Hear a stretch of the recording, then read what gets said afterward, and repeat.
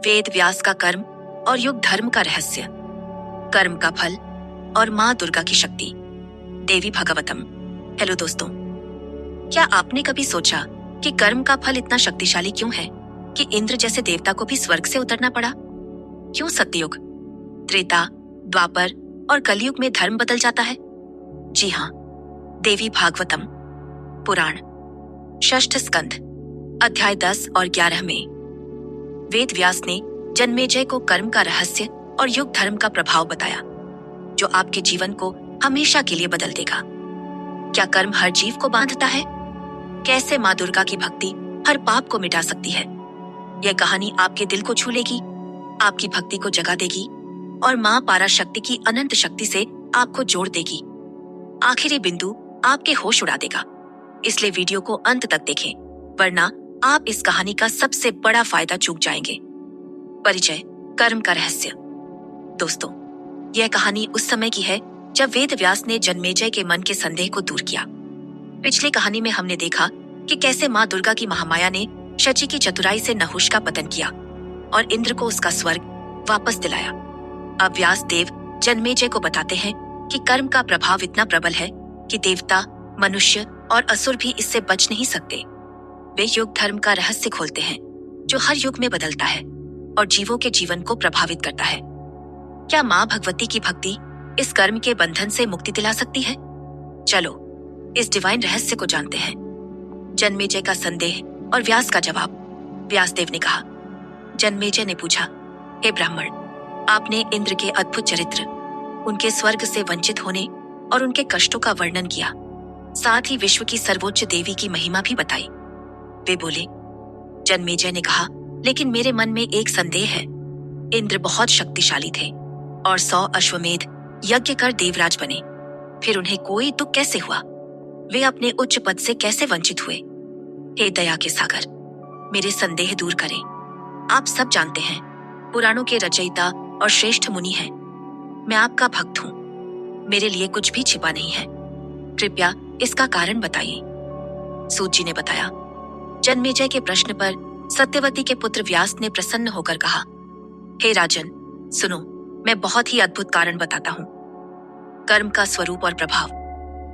व्यास ने कहा, ऋषि कहते हैं कि कर्म 3 प्रकार के होते हैं, संचित, वर्तमान और प्रारब्ध। ये तीनों फिर सात्विक, राजसिक और तामसिक में बांटते हैं। वे बोले, संचित कर्म वह है जो कई पिछले जन्मों में किए गए कर्मों का संग्रह है। यह कर्म चाहे शुभ हो या अशुभ, लंबा हो या छोटा, सभी जीवों को भोगना पड़ता है। सूत जी ने बताया। व्यास ने कहा, यह संचित कर्म 100 कोटि कल्पों में भी बिना भोगे समाप्त नहीं होता। वे बोले, वर्तमान कर्म वह है जो जीव अपने वर्तमान शरीर में करता है, चाहे वह शुभ हो या अशुभ। व्यास ने कहा, जन्म के समय संचित कर्म का एक हिस्सा फल देने के लिए लिया जाता है, उसे प्रारब्ध कर्म कहते हैं। यह कर्म तब तक समाप्त नहीं होता जब तक इसका फल पूरी तरह भोग न लिया जाए। वे बोले, कोई भी जीव प्रारब्ध कर्म के फल से बच नहीं सकता, चाहे वह देवता, मनुष्य, असुर, यक्ष या गंधर्व हो, सभी को अपने पिछले कर्मों का फल भोगना पड़ता है। सूत जी ने बताया। व्यास ने कहा, पिछले कर्म ही सभी जीवों के नए जन्म बनाते हैं। जब कर्म समाप्त हो जाता है तब और जन्म नहीं होता, इसमें कोई संदेह नहीं। वे बोले, ब्रह्मा, विष्णु, रुद्र, इंद्र और अन्य देवता, दानव, यक्ष, गंधर्व सभी इस कर्म के अधीन हैं। व्यास ने कहा, हे राजन, यदि ऐसा न होता तो जीवों को दुख सुख भोगने के लिए शरीर कैसे मिलता? संचित कर्म में से कुछ कर्म समय पर पकते हैं और प्रकट होते हैं, इन्हें प्रारब्ध कर्म कहते हैं। वे बोले, इसी प्रारब्ध कर्म के प्रभाव से देवता और मनुष्य पुण्य और पाप कर्म करते हैं। इंद्र ने अपने पिछले पुण्य कर्मों से इंद्रपद पाया और पाप कर्मों से ब्रह्म हत्या का पाप किया, जिसके कारण वह इंद्रपद से वंचित हुआ। इसमें क्या संदेह है? सूत जी ने बताया। व्यास ने कहा, धर्म के पुत्र नर और नारायण को भी अपने पिछले कर्मों से जन्म लेना पड़ा। अर्जुन और कृष्ण उनके अंशावतार के रूप में कर्मों के फल स्वरूप जन्मे। वे बोले, मुनि कहते हैं कि कर्म ही पुराणों का आधार है। जो बहुत धनवान और समृद्ध है वह देवता का अंश है। जो रुद्र का अंश नहीं वह रुद्र की पूजा नहीं करता। जो विष्णु का अंश नहीं वह राजा नहीं बनता। व्यास ने कहा, इंद्र राजत्व का, अग्नि ऊर्जा का, यम क्रोध का और विष्णु बल का अधिपति है, जो शक्तिशाली, भाग्यशाली, विद्वान और दानशील है। वह देवांश से जन्मा है। वे बोले, पांडव और नारायण जैसे तेजस्वी वासुदेव भी देवांश से जन्मे थे। सूत जी ने बताया। व्यास ने कहा, जीवों के शरीर दुख सुख के भोग के स्थान है। कोई भी जीव स्वतंत्र नहीं, वह हमेशा महाविधि भाग्य के अधीन है। जन्म, मृत्यु, सुख, दुख, ये सब वह अपनी इच्छा से नहीं बल्कि भाग्य के वश में भोगता है। व्यास ने कहा, पांडव जंगल में जन्मे, फिर अपने घर गए। उन्होंने अपनी शक्ति से राजसूय यज्ञ किया, फिर उन्हें जंगल में भयंकर कष्ट भोगना पड़ा।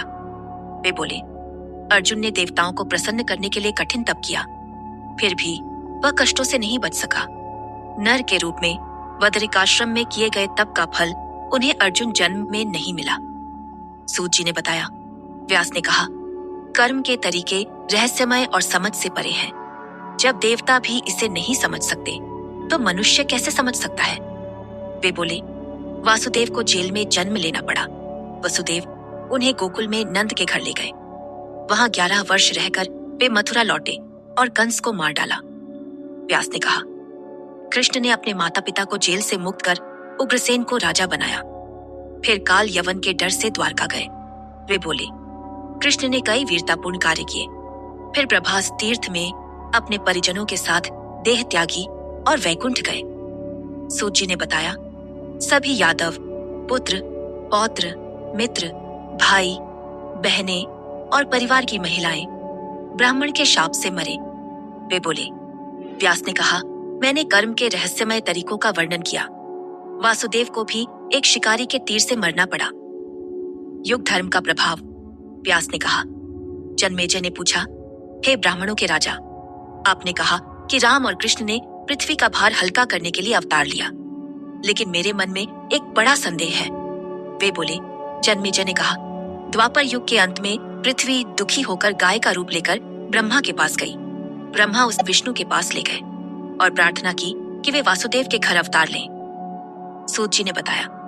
जन्मेजय ने कहा, कृष्ण ने देवकी के पुत्र के रूप में अवतार लिया और कई दुष्टों और अधर्मी राजाओं को मारा। फिर भी भीष्म, द्रोण, विराट, द्रुपद, सोमदत्त और कर्ण जैसे लोग मारे गए, लेकिन आभीर, शक, म्लेच्छ और निषाद जैसे दुष्ट लोग जीवित रहे। फिर पृथ्वी का भार कैसे हल्का हुआ? इस कलयुग में लोग पापी हैं, मेरा संदेह दूर करें। व्यास ने कहा, हे राजन, जैसे जैसे युग बदलता है वैसे वैसे लोग बदलते हैं। यह युग धर्म के कारण होता है। यदि युग धर्म के अनुसार सभी दुष्ट मारे जाइए तो सृष्टि नष्ट हो जाए। वे बोले, कृष्ण ने केवल उन दानवों और दुष्ट क्षत्रियों को मारा जो वास्तव में पृथ्वी का भार थे। सूत जी ने बताया। व्यास ने कहा, सतयुग में धर्मनिष्ठ लोग जन्म लेते हैं, त्रेता में धर्म और धन चाहने वाले, द्वापर में धर्म, धन और काम चाहने वाले, और कलयुग में धन और काम के प्रेमी लोग जन्म लेते हैं। वे बोले, युग धर्म कभी नहीं बदलता। काल, जो धर्म और अधर्म का स्वामी है, हमेशा मौजूद है। व्यास ने कहा। जन्मेजय ने पूछा, सतयुग के धर्मनिष्ठ लोग अब कहाँ हैं? त्रेता और द्वापर के दानशील मुनि कहाँ हैं? और इस कलयुग के निर्लज्ज और क्रूर लोग कहाँ जाएंगे? इन धार्मिक मामलों का निर्णय कैसे होता है? कृपया विस्तार से बताएं। सूत जी ने बताया। व्यास ने कहा, सतयुग में पुण्य करने वाले देवलोक जाते हैं। ब्राह्मण, क्षत्रिय, वैश्य और शूद्र यदि अपने धर्म का पालन करें तो अपने पुण्य के अनुसार अपने स्थान को प्राप्त करते हैं। वे बोले, सत्य, दया, दान, पतिव्रता, प्राणियों को न मारना और सभी के प्रति समान दया, ये सार्वभौमिक धर्म है। इनका पालन करने से धोबी जैसे निम्न वर्ग भी स्वर्ग जाते हैं। व्यास ने कहा, त्रेता और द्वापर में लोग अपने पुण्य से स्वर्ग जाते हैं, लेकिन कलयुग में पापी लोग भयंकर नरकों में जाते हैं और कलयुग के अंत तक वहां रहते हैं। फिर वे पृथ्वी पर जन्म लेते हैं। वे बोले, जब सतयुग शुरू होता है और कलयुग समाप्त होता है, तब स्वर्ग से पुण्यात्माएं पृथ्वी पर जन्म लेती हैं, और जब कलयुग शुरू होता है और द्वापर समाप्त होता है, तब नरकों से पापी आत्माएं पृथ्वी पर आती हैं। सूत जी ने बताया। व्यास ने कहा, यह काल का नियम है, यह कभी नहीं बदलता। कलयुग पाप की ओर ले जाता है इसलिए लोग पापी बनते हैं। वे बोले, कभी कभी भाग्य के विचित्र संयोग से कलयुग में अच्छे लोग और सतयुग में बुरे लोग जन्म लेते हैं। व्यास ने कहा, कलयुग के पुण्य करने वाले द्वापर में मनुष्य बनते हैं, द्वापर के अच्छे लोग त्रेता में और त्रेता के अच्छे लोग सतयुग में मनुष्य बनते हैं। सतयुग के पापी कलयुग में जन्म लेते हैं। वे बोले, जीव अपने बुरे कर्मों से दुख भोगते हैं और युग धर्म के कारण बार बार पाप कर्म करते हैं। युग धर्म का विस्तार। व्यास ने कहा। जन्मेजय ने पूछा, हे भगवान, युग धर्म की विस्तार से जानकारी दें। मैं जानना चाहता हूं कि प्रत्येक युग का धर्म क्या है। सूत जी ने बताया। व्यास ने कहा, हे राजन, मैं उदाहरण से युग धर्म का प्रभाव बताता हूं, ध्यान से सुनो। वे बोले, युग धर्म संतों के हृदय को भी विचलित कर देता है। तुम्हारे पिता धर्मनिष्ठ और उच्च आत्मा वाले राजा थे, फिर भी कलयुग ने उनके मन को दूषित कर एक ब्राह्मण का अपमान करने को प्रेरित किया। व्यास ने कहा, तुम्हारे पिता, जो ययाति के वंशज और क्षत्रिय थे, ने एक ब्राह्मण के गले में सांप क्यों डाला? योग धर्म का प्रभाव है। वे बोले, पंडित भी इसे मानते हैं। यदि तुम धार्मिक कार्य करने की पूरी कोशिश करो, तब भी योग धर्म हावी रहेगा, फिर भी तुम अपने इरादे का कुछ हिस्सा पूरा कर सकते हो। सूत जी ने बताया। व्यास ने कहा, सतयुग में ब्राह्मण वेदों के विद्वान थे, देवी के दर्शन की इच्छा से गायत्री और माया बीज मंत्र का जाप करते थे। वे बोले, हर गांव में ब्राह्मण महामाया अंबिका के मंदिर बनाते थे। वे सत्यवादी, दयालु, शुद्ध और अपने कार्यों में समर्पित थे। व्यास ने कहा, क्षत्रिय उच्च ज्ञान में निपुण, वेदों के कार्यों में लगे और प्रजा की रक्षा करते थे। वैश्य खेती और व्यापार करते थे और शूद्र तीनों वर्गों की सेवा करते थे। वे बोले, सतयुग में सभी वर्ण देवी अंबिका की पूजा में समर्पित थे। त्रेता में धर्म थोड़ा कम हुआ और द्वापर में बहुत कम हुआ। सूत जी ने बताया। व्यास ने कहा, कलयुग में जो पहले राक्षस थे, वे ब्राह्मण बनते हैं। वे नास्तिक, धोखेबाज, असत्यवादी, वेद विहीन, अहंकारी, चालाक और शूद्रों की सेवा करने वाले होते हैं। वे बोले, कुछ सनातन धर्म में दोष निकालते हैं, अन्य मतों को बढ़ावा देते हैं और धर्म से भ्रष्ट होते हैं। व्यास ने कहा, जैसे जैसे कलयुग प्रबल होता है, सच्चा धर्म कमजोर पड़ता है और अंत में समाप्त हो जाता है। क्षत्रिय, वैश्य और शूद्र भी अपने धर्म से विमुख हो जाते हैं। वे बोले, कलयुग में ब्राह्मण शूद्रों की तरह व्यवहार करते हैं और दूसरों का दान स्वीकार करते हैं। सूत जी ने बताया। व्यास ने कहा, कलयुग की महिलाएं कामुक, लालची और अज्ञानी होती हैं। वे शक्तिशाली, ढीठ, पापी और असत्यवादी होती हैं। वे समाज के लिए दुख का कारण बनती हैं। वे बोले, वे स्वयं को धार्मिक और विद्वान समझती हैं, अपने पति को धोखा देती हैं और बहुत पाप करती हैं। व्यास ने कहा, हमारा भोजन मन को शुद्ध करता है। शुद्ध मन से धर्म का प्रकाश स्पष्ट दिखता है। वे बोले, जब वर्ण और आश्रम धर्म आपस में मिल जाते हैं, तब धर्म संकर होता है। इससे वर्ण संकर उत्पन्न होता है। कलयुग में धर्म धीरे धीरे समाप्त हो जाता है और अपने धर्म की बात सुनाई नहीं देती। सूत जी ने बताया। व्यास ने कहा, कलयुग में धर्मनिष्ठ लोग भी अधार्मिक कार्य करते हैं। कलयुग की प्रकृति ऐसी है कि कोई इससे बच नहीं सकता। आखिरी बिंदु में एक ऐसा रहस्य है जो आपके जीवन को मां की कृपा से जोड़ देगा। कलयुग में मुक्ति का मार्ग। व्यास ने कहा। जन्मेजय ने पूछा, हे भगवान, आप सभी शास्त्रों के जानकार हैं। कलयुग में इतने लोगों का क्या होगा? यदि कोई मार्ग हो तो बताएं। सूत जी ने बताया। व्यास ने कहा, हे राजन, कलयुग के पापों से बचने का केवल एक मार्ग है। जीवों को अपने पापों के शुद्धिकरण के लिए सर्वोच्च देवी के चरणों का ध्यान करना चाहिए।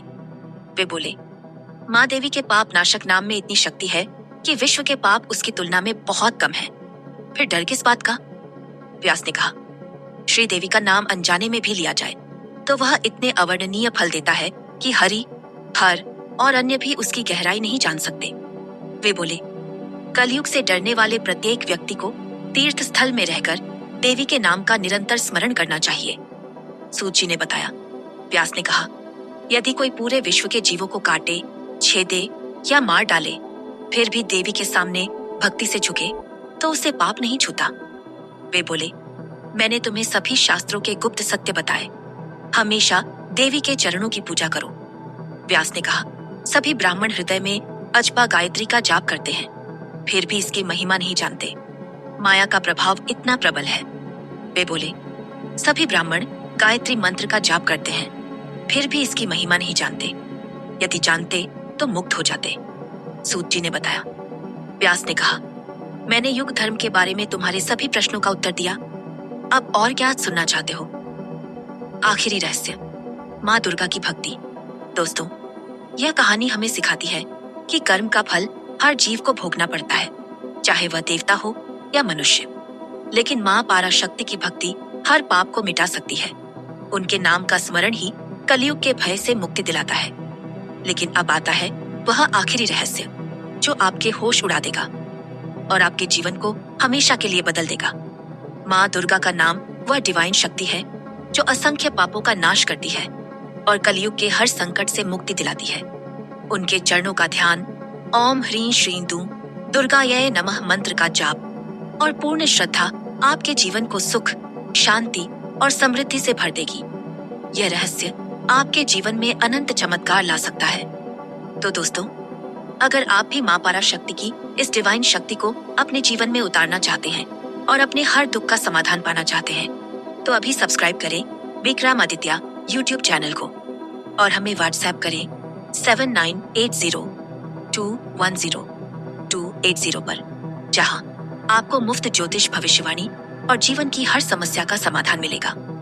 यह मौका आपके जीवन को पूरी तरह बदल सकता है, क्योंकि माँ पराशक्ति की कृपा से आपके सभी सपने सच हो सकते हैं। तो अभी एक पल रुकें, सब्सक्राइब बटन दबाएं और व्हाट्सएप पर संपर्क करें।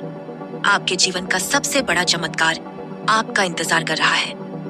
जय माँ पराशक्ति, जय माँ भगवती, नमस्ते।